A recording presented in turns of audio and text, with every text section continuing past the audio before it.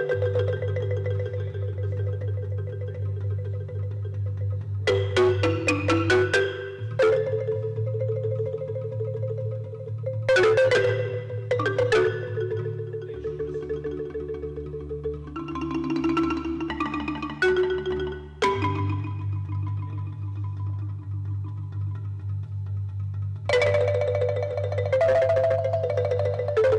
to today's RUC People. I'm delighted to be joined by Ann-Gail Watson, who I was going to say is a new member of this church, but that's true and it's not true, as we'll discover as we go along. So welcome, Ann-Gail. Thanks for joining us. Thank you very much for inviting me.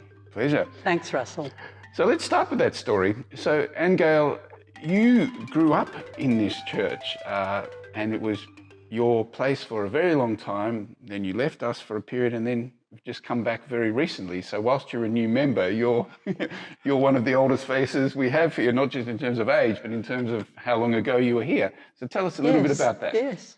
Well, my parents were very much part of the church, and my dad was the organist here from 1951 to 1971. Right. And we had 2 church services a day, and every Sunday. So Dad was here twice a Sunday, and he was the choir master. So we had a big choir sitting over here.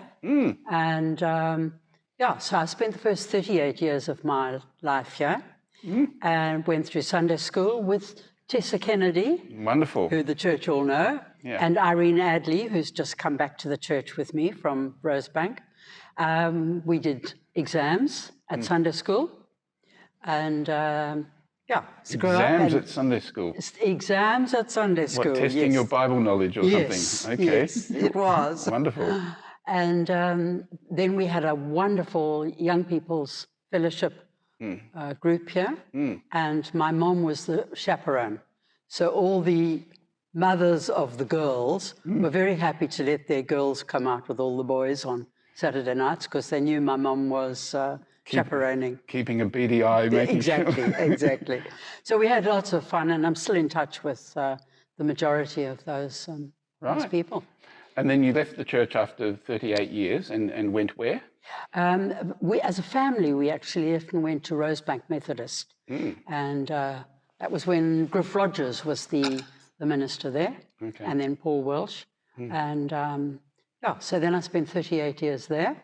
And then Tessa Kennedy said to me in January, why don't you come back and try a service here? So Irene and I came, and we've never left. So it just feels like coming home. It's lovely. Well, it must be, a 38-year gap. It's quite a long period, so I guess various things have changed. Yes. The big pulpit that was there has gone, and I just think this is beautiful.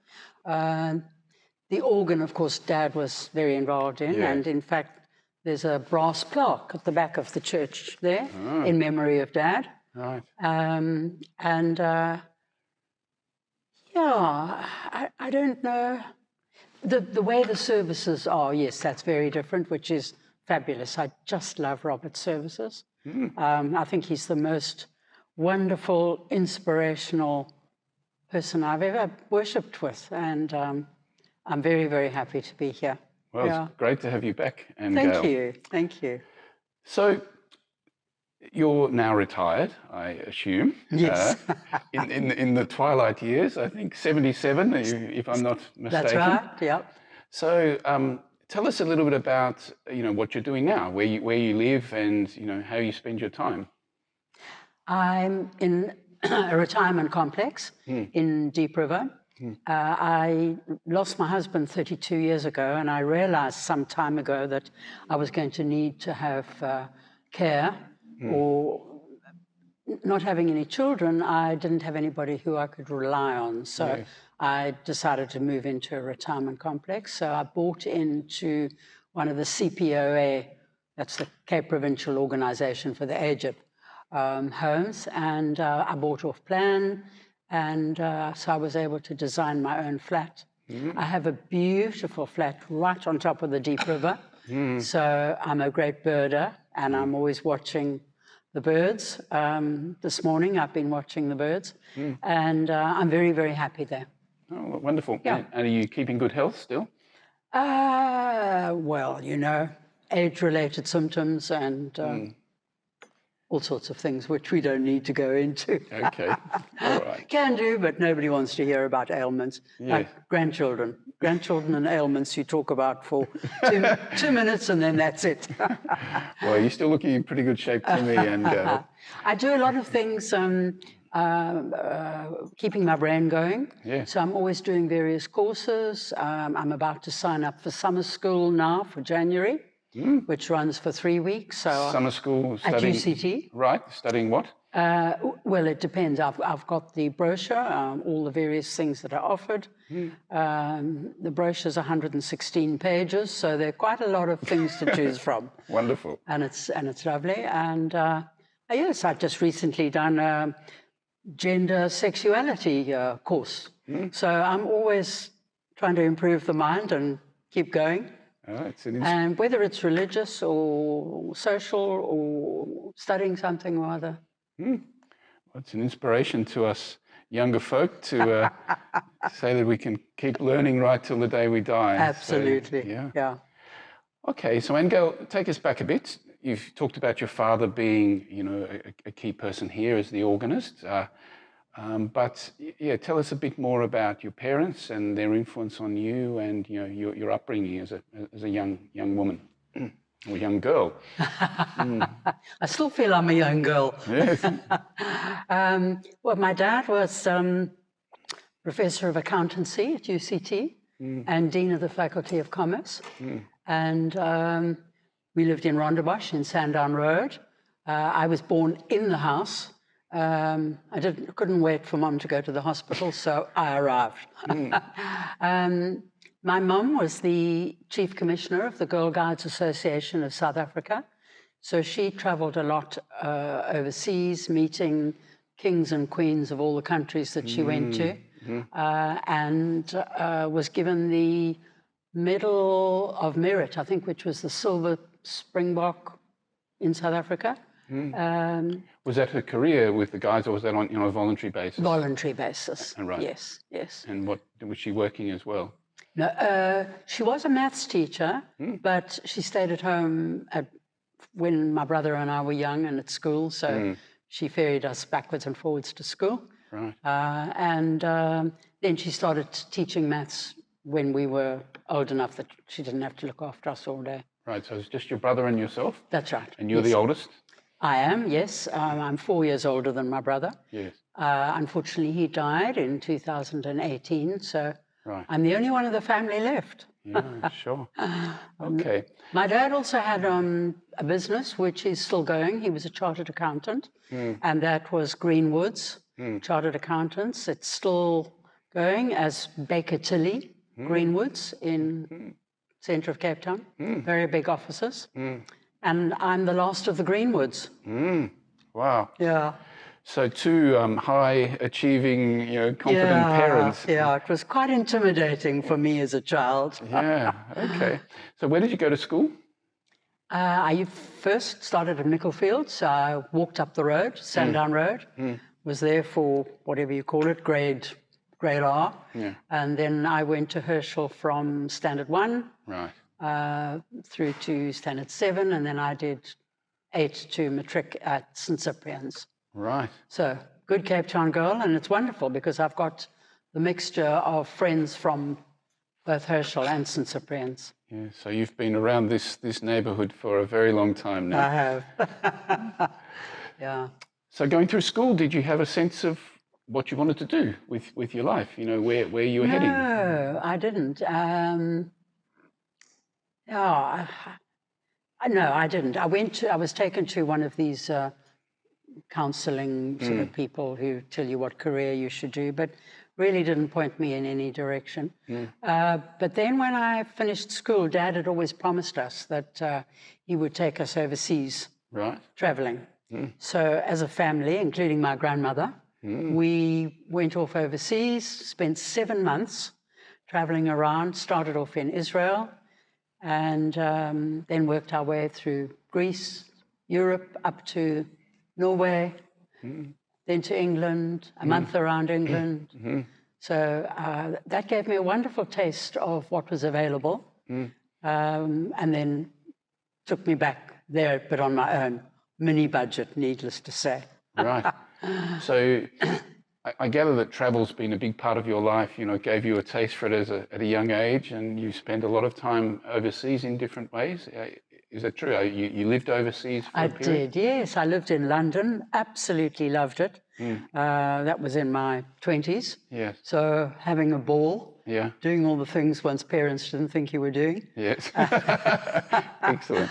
And I lived in Austria for 3 months during winter, looked after the Americans' children while they were out skiing, and had great fun. I had previously, sorry, I'm going back, but right. my first job, I used to then go down to the Tech in town, which was just off the parade. Yeah. And for some unknown reason, I took a German course.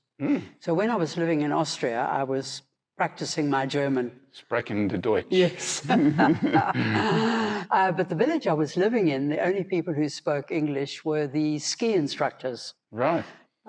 None of the people who I stayed with spoke any English. And in winter, the cows were all in the house underneath. So I slept upstairs in a room with all the cows underneath. Wonderful. Yeah, it was great fun. And how was your German?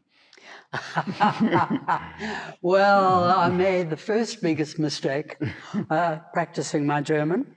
I was hoping to say, "It is cold outside," instead of which I said, "I am a virgin." The ski instructors thought that was just wonderful. They wouldn't let me forget that one. So I didn't practice my German too much after that. I can imagine. So when you left school, some travel, but you also, I assume, had to get a job and start earning a living. What kind of work did you do? And tell us a bit about your working life. I know you did many kinds of, worked for many different kinds of organizations during your career. So tell us a bit about that. Yes, well, having traveled overseas, I came back to Cape Town, and American Express were very keen to have a young girl who'd done a lot of traveling. Yes. And so I got, my first job was working at American Express in Green Market Square. And I had done a secretarial course. Right. So I was a junior secretary there. And then 2 years later, after that, my dad started the graduate school of business at UCT, which in those days was not based in town. And so he knew that they needed secretaries. So I got a job there from the inception of the graduate school, which was great fun. And I worked there for 2 years. Yes. And then I headed off overseas again. Right. I was very lucky. I got a lovely job in London, worked for the same company for 4.5 years, same boss. And that was in the West End. Right. I used to walk through Berkeley Square every morning on my way to work. Listening to the nightingales. Indeed. Didn't ever hear one. But I was very lucky, and I thoroughly enjoyed that job.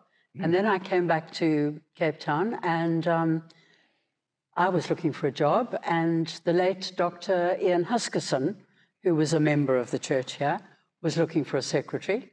So an interview was arranged on Christmas Day outside the church in the pouring rain under an umbrella. So was it a short interview? It was a short interview. And I started work 2 weeks later. I gather it might have been a done deal before the interview. Well, you know how these things used to work. Yes, indeed. And so then I started working for specialist physicians for 5 years. And then the corporate world beckoned. And I was headhunted to go and work as the buyer for the kitchenware and the glassware department at what was in those days Sam Newman's, which then became Boardman's. But buying wasn't for me. Okay. So I left there, and I joined Reader's Digest in 1978. And I was there for the next 19 years. Wonderful. Loved it. Loved it. And your role there? When I joined, I was secretary to the editor of the Reader's Digest magazine, the little. Yeah. And then I moved from there and I worked for the Human Resources Director, the legal advisor, and finally, in the last few years, for the Operations Director. So I really moved all the way through the company. Right. And they were very good about training. Over the many years, they paid for all the training courses that I did. And I was very lucky. They wanted to add value to the company, so they were very happy to pay for anybody to have whatever training they wanted. Yeah. I imagine you must have spent your life trying to make important men look good, you know, covering up their mistakes, backstopping them. Yes. Well, I'm sure you have many stories to tell about scrapes you got people out of at the last minute. And yes. no, it's a very important role, having people you can rely on, yeah, with the kind of standards. I mean, you've talked about your dad, you know, I imagine he was very much you must do it right, and you know, taking that into your working life, you know. I can imagine, just knowing you as I do, very meticulous and organised and yes. focused, and what every good executive needs, I'm sure. So.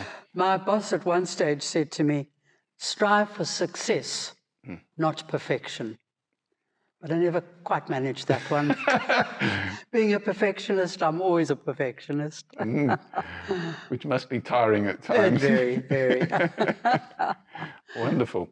So, was Reader's Digest your last job, and did you retire after that? No, I left. Reader's Digest has now closed down in South Africa. Yeah. And so I then went to Franklin Templeton Asset Management. They were in Johannesburg and they were opening up an office in Cape Town. And they needed an office manager.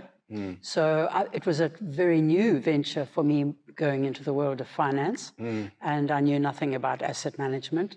I didn't need to learn that side of the business because I was just the office manager and running the Cape Town office. Yeah. And that was also a lovely job. Yeah. Lovely people, and I was there for until 2001, and then we were taken over by Cyfritz and NIB in town. Yeah. And so I left there and I went to work at Demersfontein, the wine estate, owned by David Sonnenberg in Wellington. Wonderful. So I used to travel now to Wellington, and every day from. I travelled every day, and then it got a bit much. So then I used to stay there on a Tuesday night and a Thursday night. Right. Lock up my house in Cape Town, leave my two beloved cats behind to look after the house. Yes. Yeah. So that was very different as well. And did you develop a taste for the produce? Yes, funny you should ask. Yes, and I'm a great red wine drinker. Wonderful. Yes, I was there at the time actually when Bertus Fourie, who was the winemaker, he brought out the first chocolate coffee wine. Right. Now there are a lot more out, but that was the first one. Right. Oh, that was lovely.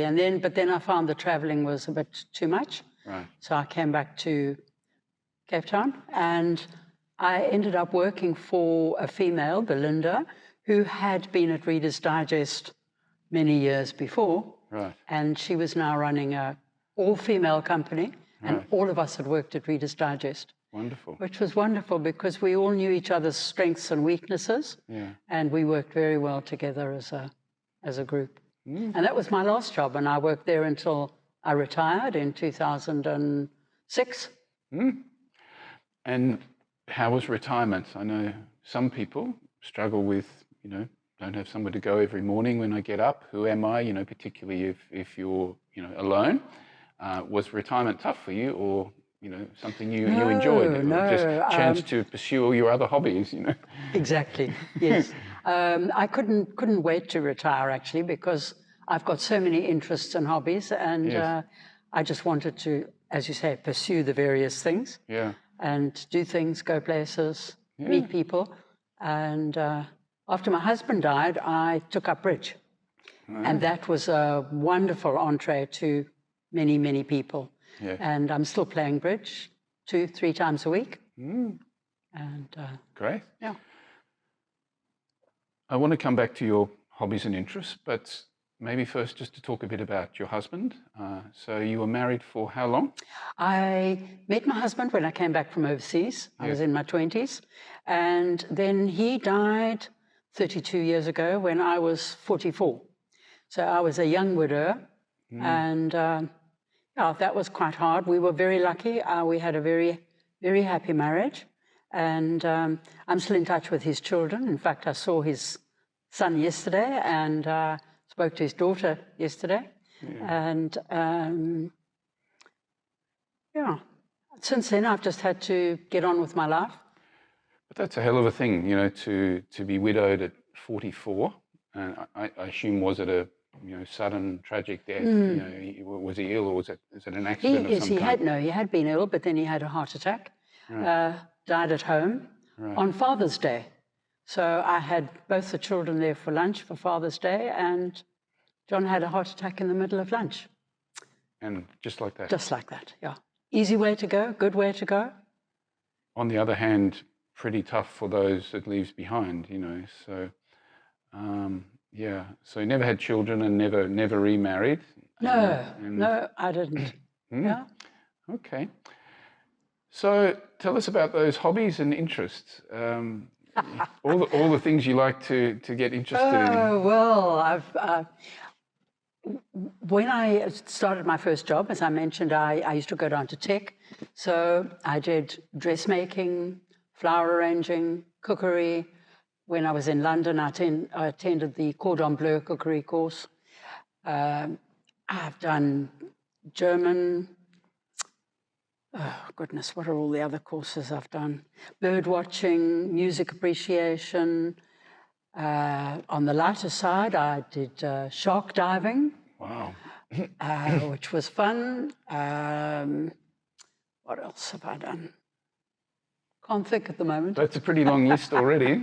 So, yeah, it's wonderful. I mean, where do you think this sort of inquiring mind came? Are you back to the parents, or even as a child, were you always wanting to learn and experience and try different things? I don't know. I don't know. Yeah.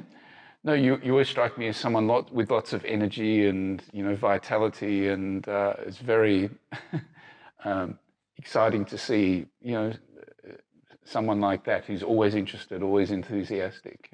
My own mum's a bit like that. So it's a wonderful thing, and, you know, must make life very interesting, you know, not boring. And you have pets historically. You've had cats. Yes. I grew up as at home, and we had bunny rabbits and cats and dogs. And then latterly, I had my own cats who sadly went to kitty heaven in 2018, and I miss them. But they were wonderful. You haven't replaced them? No, I haven't. You know, I had them at the house. They were two twins.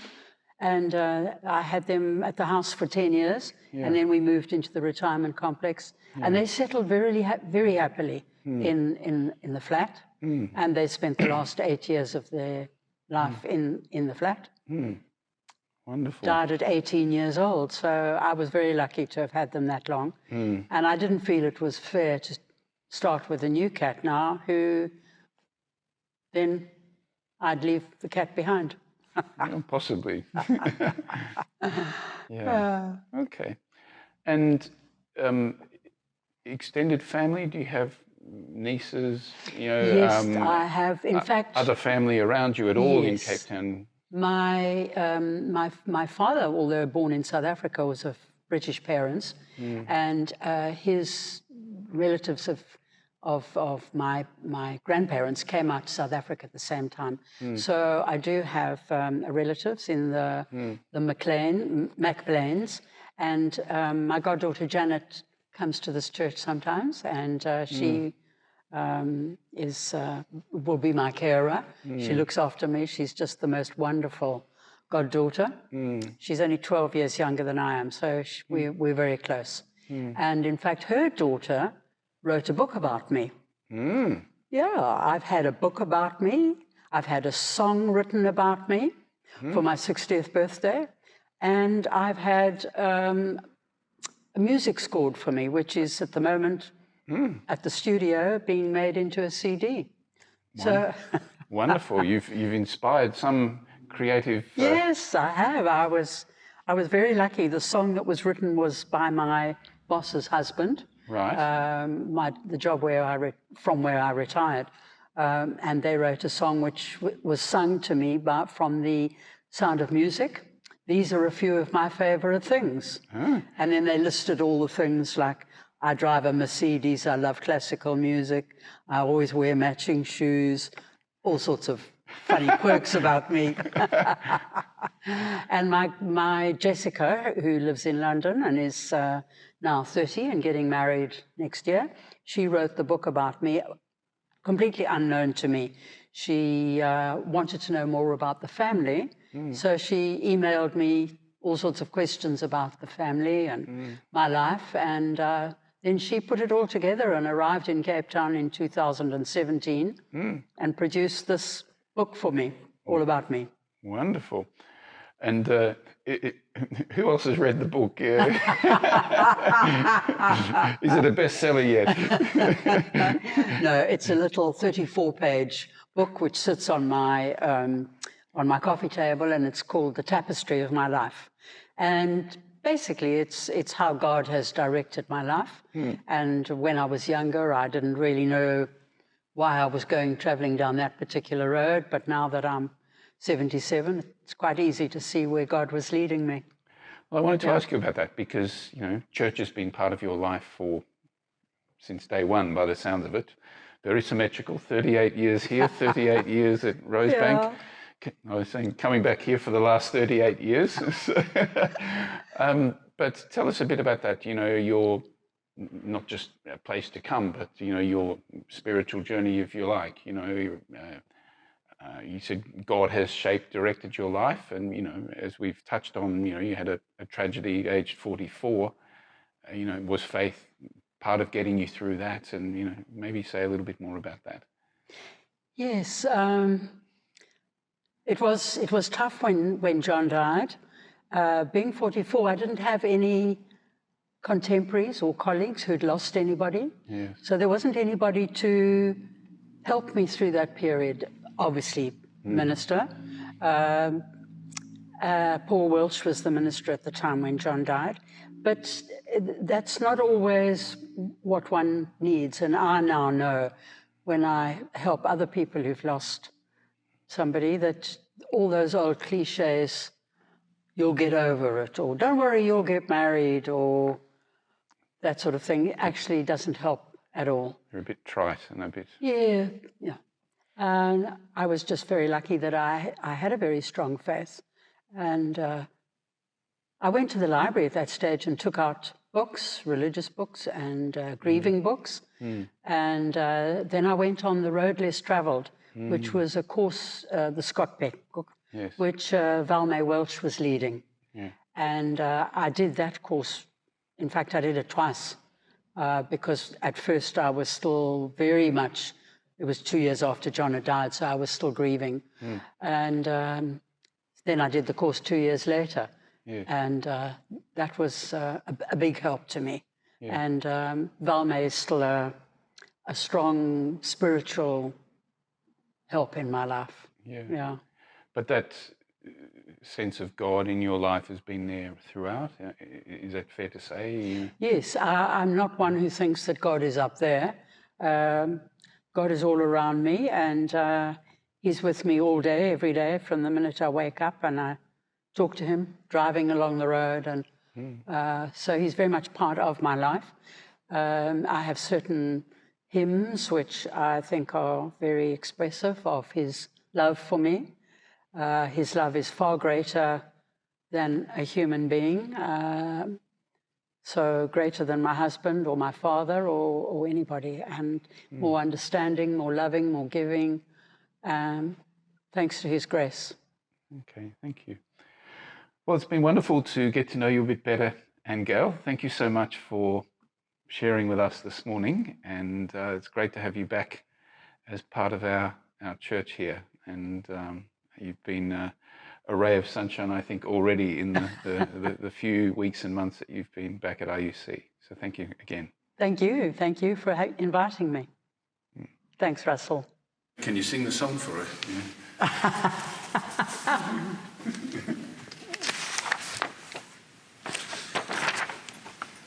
When the dog bites, when the cat... Hang on.